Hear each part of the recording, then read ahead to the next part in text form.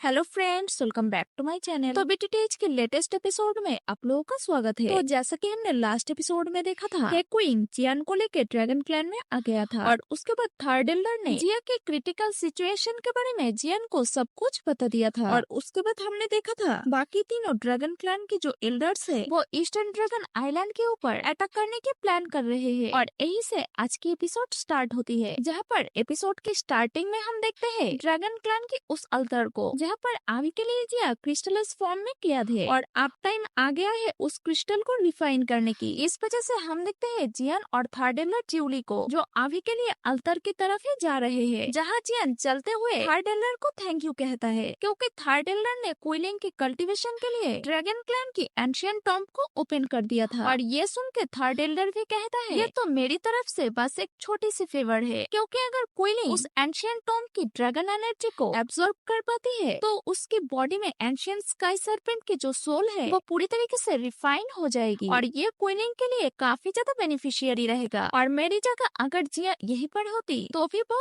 यही करती। तो इस वजह से ये हमारे लिए कोई बड़ी चीज नहीं है। और थर्ड एल्डर ये कहा ही था, तभी वहाँ पर किसी की आवाज आता है और वो आवाज जियान से कहता है, लिटिल फ्रेंड तुम्हें यहाँ पर देख कर अच्छा लगा और मैं क्या तुम्हें अभी भी याद हूँ। और ये आवाज सुन के जियान भी शॉक्ड हो जाता है और इस बंदे को देख के जियान को अपनी फ्लैशबैक याद आ जाता है, जहाँ पर मास्टर याओराओ की रेस्क्यू मिशन में जियान को लगा था सीनियर तेजियन ने अपने आप को ब्लास्ट कर लिया था। इस वजह से जियान शॉक्ड होते हुए कहता है, सीनियर तेजियन आप यहाँ पर कैसे? और जियान की ये बात सुन के तेजियन हंसते हुए कहता है, एल्डर ज्यूली ने उस टाइम मुझे वहाँ से रेस्क्यू कर लिया था। और ये सुन के जियान शॉक्ड होते हुए थर्ड एल्डर से कहता है, तो आपको पहले से ही पता था हम मास्टर याओराओ को रेस्क्यू करने के लिए होरोप्सोल के ब्रांच पर अटैक करने वाले हैं, और क्या आप ही ने उस टाइम हमारी सीक्रेटली मदद किया था? तभी थर्ड एल्डर हंसते हुए कहता है, हमारी जिया हमारी क्लैन के लिए काफी ज्यादा इम्पोर्टेंट है और तुम तो जिया की नेचर जानते ही हो, वो हमेशा ही किसी को बिना बताए अकेले ही क्लैन से भाग जाती थी। इस वजह से मुझे उसके प्रोटेक्शन के लिए सीक्रेटली उसके ऊपर नजर रखना पड़ता था। और वैसे भी तेजियन की जो पर्सनालिटी है वो मुझे काफी ज्यादा पसंद आ गया था और इस वजह से मैंने उसको वहाँ से रेस्क्यू कर लिया। और ये सुन के तेजियन भी हंसते हुए थर्ड एल्डर को ग्रीट करता है और तभी जियान भी थर्ड एल्डर को ग्रीट करते हुए कहता है, थर्ड एल्डर ज्यूली अपने जाने अनजाने में हमारी काफी ज्यादा मदद की है, इस वजह से मैं आपकी इस काइंडनेस को हमेशा ही याद रखूंगा। तभी थर्ड एल्डर जियान से कहता है, इन सब की कोई जरूरत नहीं है, ये सब तो छोटी मोटी चीजें हैं। और ये कहते ही थर्ड एल्डर अपने स्पेस टूर रिंग से 5 पिल्स को बाहर निकल लेता है और जियान को देते हुए कहता है, इन पिल्स में हमारी ड्रैगन ब्लड एसेंस की एनर्जी मौजूद है और इन सब को मैंने खुद रिफाइन किया है। और अगर कोई पर्सन इस एसेंस ब्लड को एब्सॉर्ब कर लेता है तो उसकी फिजिकल स्ट्रेंथ तो इंक्रीज होती ही है, साथ ही उसके एग्जॉस्टेड दुई भी काफी फास्ट तरीके से रिकवर हो जाता है। इस वजह से तुम इन पिल्स को रख लो। और ये सुन के जियान भी झट से अपने स्पेस टूर रिंग के अंदर उन पिल्स को रख लेता है और अभी के लिए तुम्हारे प्रोटेक्शन के लिए हे क्वीन और तेजियन यहाँ पर ही रहेगा और ये लोग ऐसे किसी चीज को भी अलाउ नहीं करेगा जिससे तुम्हें कल्टीवेशन प्रोसेस में कोई डिस्टर्ब हो। और ये सुन के जियान भी कहता है, आप सब चिंता मत कीजिए, मैं जिया की हेल्प करने में अपनी बेस्ट दूंगा। और उसके बाद सीन चेंज होके हम देखते हैं जियान को जो अभी के लिए अपने पर्पल हार्ट फ्लेम से एक ड्रैगन को बना के जिया की रिफाइनिंग प्रोसेस को स्टार्ट कर दिया है। और जियान रिफाइन करते हुए ही सोचने लगता है, मेरी जो कॉम्बाइन हेवनली फ्लेम है उसके स्ट्रेंथ हेवनली फ्लेम रैंकिंग में टॉप 7 में तो आ ही जाएगा। और इस वजह से जियान फुल्ली कॉन्फिडेंस था जियान इस रिफाइनिंग प्रोसेस को स्मूथली कंप्लीट कर सकता है। और अभी के लिए ड्रैगन क्लैन के सभी लोग जियान की रिफाइनिंग प्रोसेस को ही देख रहा है। और तभी एक बंदा थर्ड एल्डर के पास आ जाता है और ये है एल्डर क्यूयू, जो आते ही थर्ड एल्डर से कहता है, ज्यूली क्या तुम्हें सच में लगता है ये लड़का इस ड्रैगन गोल्ड लेयर को रिफाइन कर सकता है? और ये सुन के थर्ड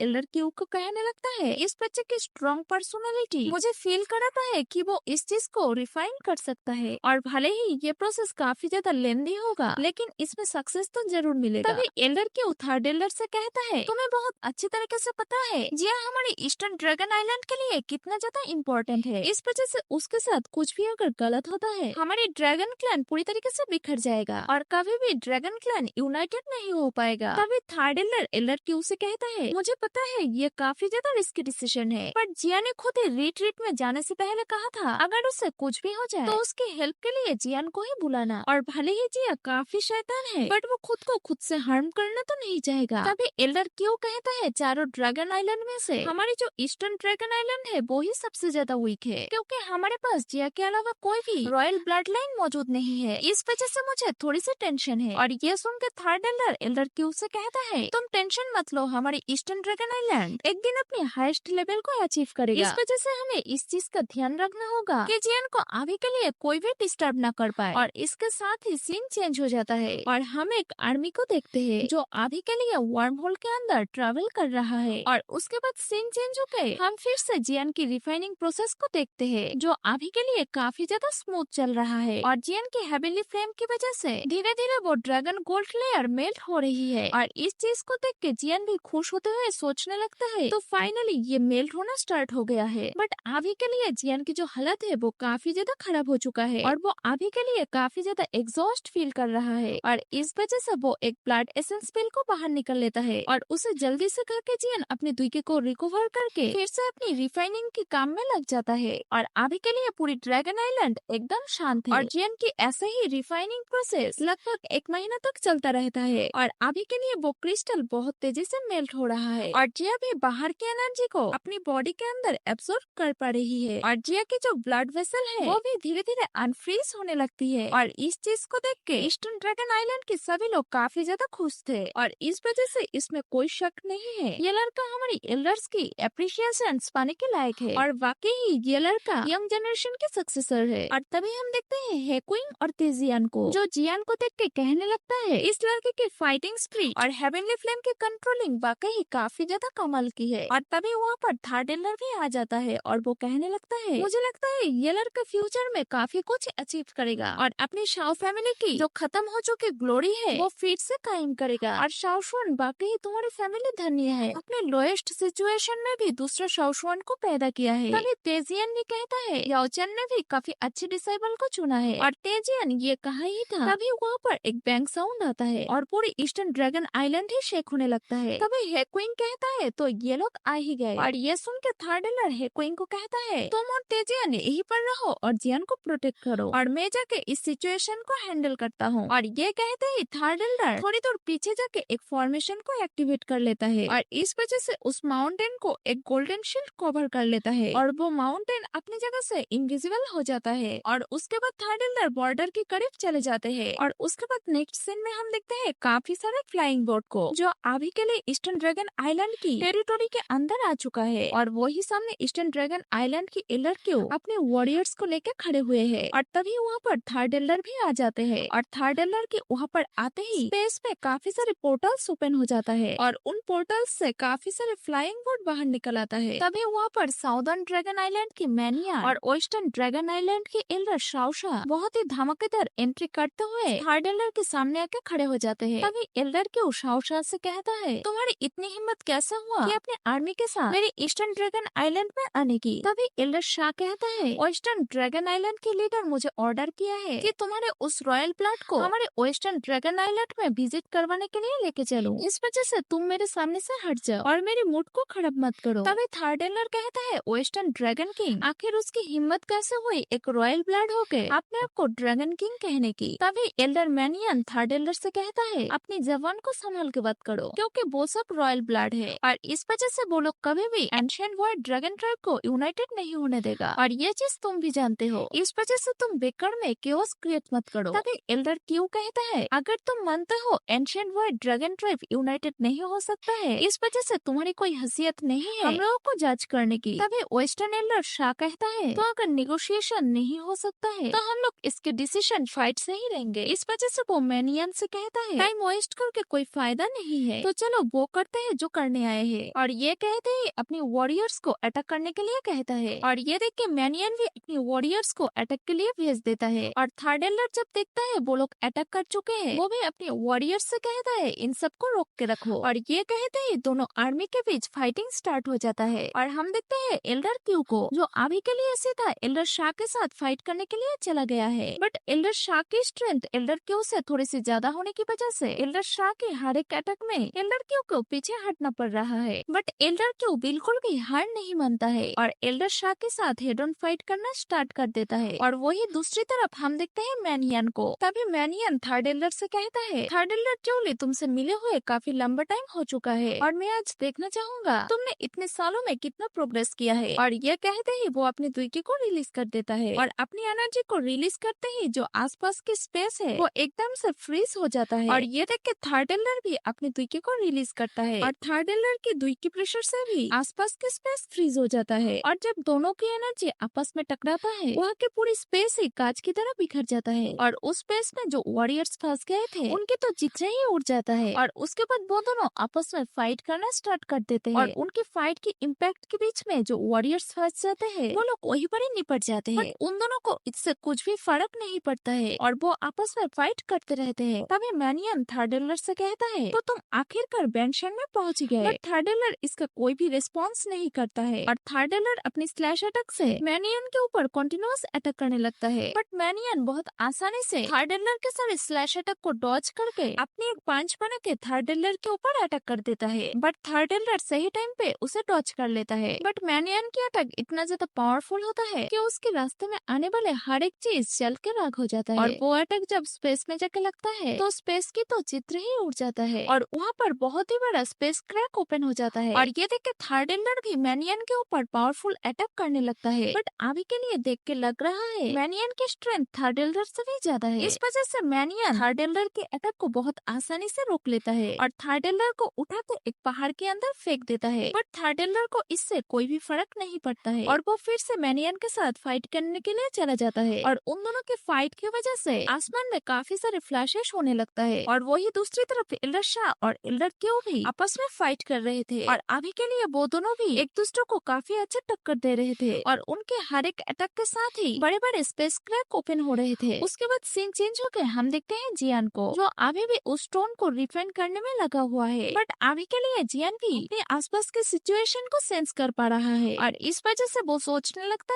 है माहौल बिगड़ चुका है बट मुझे कॉन्सेंट्रेट रहना होगा क्योंकि ये जो स्टेप है ये फाइनल स्टेप है। और इस वजह से जियान भी अपनी हैंड साइन को चेंज करके फुल फोकस में आ जाता है और अपनी हेवनली फ्लेम के प्रेशर को भी बढ़ा देता है। और इस वजह से जिया की बॉडी में भी हलचल होने लगता है और जिया की बॉडी से हल्की सी गोल्डन एनर्जी रिलीज होने लगती है। बट भले ही एनर्जी काफी ज्यादा कम है बट जिया की ब्लड लाइन प्रेशर इतना ज्यादा होता है कि थार्डेलर ज्यूली ने जो शील्ड बनाया था वो पूरी तरीके से डिस्ट्रॉय हो जाता है और इस वजह से वो माउंटेन भी विजिबल हो जाता है। और ये देख के हेक्विंग कहता है जिया के ब्लड लाइन प्रेशर की वजह से थार्डेलर की शील्ड वीक हो चुका है। इस वजह से वो अपनी वॉरियर्स को कहता है अभी के लिए किसी भी हालत में जियान को प्रोटेक्ट करना है। और ये सुन के सब लोग हमें नोट कर देता है और आसमान में जाके पूरी पैलेस को घेर लेता है। और तभी एल्डर शाह की नजर भी उस एनर्जी पर पड़ जाता है जो अभी के लिए जिया की बॉडी से रिलीज हो रहा था। इस वजह से उसे भी पता चल जाता है अभी के लिए जिया कहाँ पर है और इस वजह से वो कुछ वॉरियर्स को लेके उस पैलेस की तरफ जाने लगता है और कुछ स्लैश अटैक से ही थार्डेलर की बनाई हुई उस शील्ड फॉर्मेशन को डिस्ट्रॉय कर देता है। और उसके बाद हम देखते हैं हेक्विंग को जो कुछ वॉरियर्स को लेके एल्डर शाह के सामने आके खड़ा हो जाता है। तभी एल्डर शाह हेक्विंग से कहता है हेक्विंग तुमसे मिले हुए काफी लंबा टाइम बीत चुका है बट अभी हाई हेलो करने का टाइम नहीं है। इस वजह से तुम जल्दी से उस रॉयल ब्लड पर्सन को मेरे हवाले कर दो। बट हम देखते हैं हेक्विंग को जो खुद भी हाई हेलो करने के मूड में नहीं है और इस वजह से वो सीधे जाके एल्डर शाह की चेस्ट में पंच मार देता है और इस वजह से एल्डर शाह काफी दूर पीछे खींचते हुए चला जाता है। और इस वजह से वो अपनी वॉरियर्स से कहता है जल्दी जाओ और उस रॉयल ब्लड पर्सन को लेके आओ। और ये सुनते ही वो लोग उस पैलेस की तरफ जाने लगते हैं बट ईस्टर्न ड्रैगन आइलैंड के जो वॉरियर्स है वो उन्हें वहीं पर ही रोक लेते हैं और आपस में फाइट करने लगते हैं। और हम देखते हैं हेक्विंग को जो अभी के लिए काफी ज्यादा गुस्से में लग रहा है और इस वजह से वो एल्डर शाह के ऊपर कंटिन्यूअस अटैक करने लगता है। और अभी के लिए हेक्विंग जो खुद 8 स्टार 1000 है वो अभी के लिए इतना गुस्सा हो चुका है कि वो एक 9 स्टार 1000 को कुत्तों की तरह पीटने में लगा हुआ है। और उसके बाद सीन चेंज होकर हम देखते हैं थार्डेलर और मैनियन की फाइट को जो अभी के लिए अपने अपने पावरफुल अटैक से एक दूसरे के ऊपर अटैक कर रहे थे बट इनकी पावर लेवल में इतना भी ज्यादा डिफरेंस ना होने की वजह से वो दोनों ही एक दूसरे के अटैक्स को बहुत आसानी से डॉज कर लेते हैं। तभी हम देखते हैं मैनियन को जो थार्डेलर से कहने लगता है अभी के लिए तुम मेरे साथ बेकर में ही फाइट कर रहे हो। और ये सुन के थार्डेलर भी सोचने लगता है हाँ ये बात सच है हम दोनों के पावर लेवल लगभग सेम है इस वजह से हम दोनों एक दूसरे को इतने आसानी से हरा नहीं सकते हैं। बट अभी के लिए मुझे मैनियन को रोक के रखना होगा जिससे जियान को और थोड़ा सा टाइम मिल सके। और थार्डेलर ये सब सोच ही रहा था तभी आसमान से एक आवाज आता है जो कहता है लगता है मैं ज्यादा लेट नहीं हुआ हूँ अभी भी क्लाइमेक्स बाकी है। और ये कहते ही वहाँ पर एक स्पेस पोर्टल ओपन हो जाता है और उसमें से काफी सारे बैटलशिप बाहर आने लगता है। और तभी वहाँ पर एक बंदा आके खड़ा हो जाता है और ये होता है नॉर्दर्न ड्रैगन आइलैंड की एल्डर क्वीन यान। तभी एल्डर क्वीन मैनियन से कहता है, अभी के लिए तुम ज्यूली को रोक के रखो, मैं जा रहा हूँ उस रॉयल ब्लड को लेने के लिए। और ये कहते हैं क्वीन यान उस पैलेस की तरफ जाने लगता है। और क्वीन यान की स्ट्रेंथ इतना ज्यादा होता है कि उसके पास चलने से ही स्पेस में इतना ज्यादा क्रैक्स क्रिएट होता है कि उसके आसपास के जो वॉरियर्स है वो बिना अटैक किए ही नीचे टपकने लगते हैं। और ये देख के थर्ड एल्डर क्वीन यान को रोकने के लिए जाने लगता है, बट बीच में मैनियन टपक पड़ता है और थर्ड एल्डर के ऊपर अटैक करते हुए कहता है, तुम अभी के लिए मेरे साथ फाइट करोगे। और तभी क्वीन यान की वॉरी को हेक्विन भी सेंस कर लेता है और इस वजह से हेक्विन क्वीन यान को रोकने के लिए जाने लगता है, बट यहाँ पर भी एल्डर शाह बीच में टांग अड़ा देता है और इस वजह से हेक्विन फिर से एल्डर शाह को कुत्तों की तरह पीटने लगता है। और हम देखते हैं क्वीन यान को, जो अभी के लिए उस पैलेस के सामने आकर खड़ा हो चुका है और वो अभी के लिए सेंस कर पा रहा है, भले ही ये एम्परर ब्लड अभी के लिए वीक है, बट फिर भी उसकी जो ब्लड है वो सप्रेस हो रहा है। और क्वीन यान यह सब सोच ही रहा था, तभी बहुत सारे गोल्डन स्वॉर्ड क्वीन यान की तरफ आने लगता है। और क्वीन यान इस अटैक को बिल्कुल भी सीरियसली नहीं लेता है और एक पोर्टल को ओपन करके सारे अटैक्स को उसके अंदर भेज देता है। तभी वहाँ पर क्वीन यान के सामने तेजियन आ जाता है, बट अभी के लिए इन दोनों के पावर लेवल में कोई भी कंपैरिजन नहीं है, क्योंकि क्वीन यान जो एक 9 स्टार पिक दाउजून है, वही तेजियन सिर्फ एक 2 स्टार दाउजून है। इस वजह से तेजियन कोई भी अटैक कर पाता उससे पहले क्वीन यान तेजियन को उठा के एक पहाड़ के अंदर फेंक देता है और सीधा जियान के पीछे जाकर खड़ा हो जाता है। और अभी के लिए जिया को देख के क्वीन यान के मन में भी काफी ज्यादा लालच आने लगता है, क्योंकि अगर वो जिया की ब्लड लाइन को एब्जॉर्ब कर लेता है तो वो भी एक ड्रैगन एम्परर बन सकता है। बट हम देखते हैं जियान को, जिसकी हालत अभी के लिए काफी ज्यादा खराब है और वो ये भी सेंस कर चुका है उसके पीछे एक पावरफुल बंदा खड़ा हुआ है। बट अभी के लिए जियान को उसके ऊपर ध्यान देने के लिए बिल्कुल भी टाइम नहीं है, इस वजह से वो अपनी हेवनली फ्लेम के प्रेशर को और भी ज्यादा बढ़ा देता है। और ये देख के क्वीन यान जियान से कहने लगता है, लड़के क्या तुझे मरने का ज्यादा शौक हो रहा है? इस वजह से तू अपनी रिफाइनिंग बंद कर और अपनी बोरिया बिस्तर उठा के यहाँ से भाग जा। तभी जियान क्वीन यान से कहता है, मेरा नाम जियान है और अभी के लिए आप सभी ड्रैगन क्लैन के लोग हो, इस वजह से आप सभी लोगों को ड्रैगन एम्परर की ऑर्डर मानना पड़ेगा। और अगर ड्रैगन एम्परर को पता चला आप तीनों ड्रैगन आइलैंड मिलकर एम्परर ब्लड लाइन के ऊपर अटैक कर रहे हो तो इसका नतीजा क्या होने वाला है, ये सोच के आप लोगों को डर नहीं लग रहा है? यह सुन के क्वीन यान हंसते हुए कहता है, ड्रैगन एम्परर काफी लंबे टाइम से मिसिंग है और हमारी ड्रैगन क्लैन को क्या करना है या नहीं, इसकी चिंता किसी आउटसाइडर को करने की जरूरत नहीं है। और मुझे पता है तुम बस टाइम पास कर रहे हो जिससे तुम्हें रिफाइनिंग में और थोड़ा वक्त मिल पाए, बट अब बहुत हो गया। और ये कहते हैं क्वीन यान जियान के ऊपर एक स्लैश अटैक कर देता है और वो स्लैश अटैक जियान की बॉडी से लगते ही जियान की बॉडी पूरी तरीके से डिस्ट्रॉय हो जाता है। बट ये चीज देख के क्वीन यान काफी ज्यादा शॉक्ड हो जाता है, क्योंकि जियान तो अभी भी जिंदा है और वो बस जियान की एक क्लोन बॉडी था, क्योंकि जियान तो अभी के लिए हवा में बैठा हुआ है। और ये देख के क्वीन यान गुस्से से कहता है, अभी के लिए मेरे पास टाइम नहीं है तुम्हारी लो क्लास मैजिक ट्रिक्स को देखने की। और ये कहते हैं क्वीन यान जियान के पीछे आ जाता है और अपनी एक क्लॉ से जियान के ऊपर अटैक कर देता है और वो क्लॉ जियान को लगने ही वाला होता है। तभी हमारी जो छुटकी जिया है वो जाग जाती है और वो सिर्फ अपने ऑरे को रिलीज करते ही क्वीन यान की जो अटैक है वो पूरी तरीके से डिस्ट्रॉय हो जाता है। और तभी उस क्रिस्टल से काफी ज्यादा गोल्डन एनर्जी बाहर निकलने लगता है और थोड़ी ही देर में उस एनर्जी पिलर के चारों तरफ एक पर्पल ड्रैगन अपीयर हो जाता है। और तभी वो ड्रैगन अपने विंग्स को बाहर निकलते हुए एक पावरफुल रोर करता है और ये होता है एक ट्रू एंशिएंट ड्रैगन। और इसको देखकर तो क्वीन यान की हालत भी खराब हो जाता है और इस वजह से वो फुल स्पीड में वहाँ से भागने लगता है। और तभी वो ड्रैगन काफी ज्यादा गोल्डन एनर्जी को कलेक्ट करके क्वीन यान के ऊपर अटैक कर देता है और वो अटैक क्वीन यान को लगते ही क्वीन यान की जो दादागिरी है वो पूरी तरीके से खत्म हो जाता है। और तभी वो ड्रैगन भी बिखर जाता है और उस ड्रैगन के सारे एनर्जी एक जगह पर कलेक्ट होके दो बड़े बड़े ड्रैगन विंग्स को बना लेता है। और तभी हम देखते हैं एक फिगर को जो अभी के लिए अपनी आंखें बंद करके खड़ा हुआ है और वो फिगर अपनी आंखें खोलते हुए कहता है, अगर जियान को किसी ने हाथ भी लगाया तो मैं उसके हेयर के साथ उसकी स्किन भी उतार लूंगी। और जिया के इस बैडेस्ट डायलॉग के साथ ये एपिसोड यहीं पर ही एंड हो जाता है।